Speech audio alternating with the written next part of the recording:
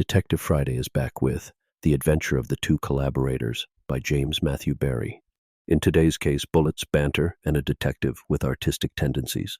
Don't shoot a gun inside, are you mad? Fuck! Ah! In bringing to a close the adventures of my friend Sherlock Holmes, I am perforce reminded that he never, save on the occasion which, as you will now hear, brought his singular career to an end, consented to act in any mystery which was concerned with persons who made a livelihood by their pen. I am not particular about the people I mix among for business purposes, he would say, but at literary characters I draw the line. We were in our rooms in Baker Street one evening.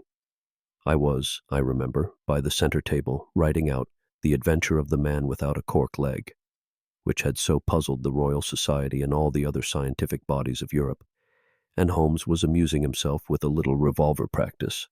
It was his custom of a summer evening to fire round my head, just shaving my face, until he had made a photograph of me on the opposite wall, and it is a slight proof of his skill that many of these portraits in pistol shots are considered admirable likenesses. I happened to look out of the window, and perceiving two gentlemen advancing rapidly along Baker Street, asked him who they were. He immediately lit his pipe, and, twisting himself on a chair into the figure 8, replied, "They are two collaborators in comic opera, and their play has not been a triumph." I sprang from my chair to the ceiling in amazement, and he then explained, "My dear Watson, they are obviously men who follow some low calling. That much even you should be able to read in their faces. Those little pieces of blue paper which they fling angrily from them are Durrant's press notices. Of these they have obviously hundreds about their person. See how their pockets bulge. They would not dance on them if they were pleasant reading." I again sprang to the ceiling, which is much dented, and shouted, "Amazing! But they may be mere authors." "No," said Holmes, "for mere authors only get one press notice a week. Only criminals, dramatists, and actors get them by the 100. "Then they may be actors." "No, actors would come in a carriage." "Can you tell me anything else about them?" "A great deal. From the mud on the boots of the tall one, I perceive that he comes from South Norwood. The other is as obviously a Scotch author." "How can you tell that?"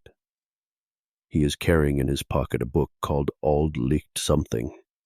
Would anyone but the author be likely to carry about a book with such a title?" I had to confess that this was improbable.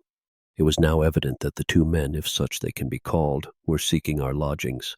I have said often that my friend Holmes seldom gave way to emotion of any kind, but he now turned livid with passion. Presently this gave place to a strange look of triumph.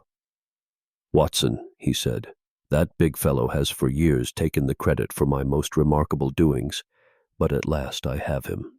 At last." Up I went to the ceiling, and when I returned the strangers were in the room.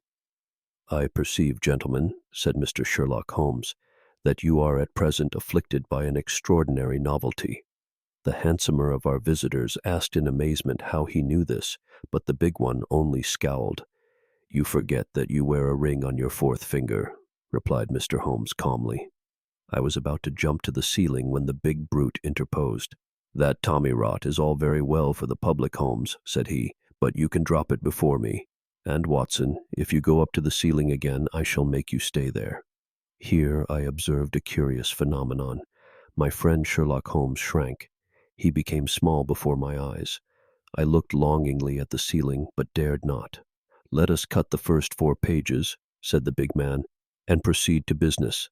I want to know why." "Allow me," said Mr. Holmes, with some of his old courage. "You want to know why the public does not go to your opera?" "Exactly," said the other ironically. "As you perceive by my shirt-stud," he added more gravely, "and as you can only find out in one way, I must insist on your witnessing an entire performance of the piece." It was an anxious moment for me. I shuddered, for I knew that if Holmes went, I should have to go with him. But my friend had a heart of gold. "Never!" he cried fiercely. "I will do anything for you save that." "Your continued existence depends on it," said the big man menacingly. "I would rather melt into air," replied Holmes, proudly taking another chair. "But I can tell you why the public don't go to your piece without sitting the thing out myself." "Why?" "Because," replied Holmes calmly, They prefer to stay away." A dead silence followed that extraordinary remark. For a moment the two intruders gazed with awe upon the man who had unraveled their mystery so wonderfully. Then, drawing their knives, Holmes grew less and less, until nothing was left save a ring of smoke which slowly circled to the ceiling. The last words of great men are often noteworthy. These were the last words of Sherlock Holmes. "You fool! I have kept you in luxury for years. By my help you have ridden extensively in cabs where no author was ever seen before. Henceforth you will ride in buses." The brute sunk into a chair aghast. The other author did not turn a... And with that we reach the end of this story, or clash rather. I think I just narrated a writer's revenge letter disguised as a Holmes story. I still don't know what the opera was about. Ah!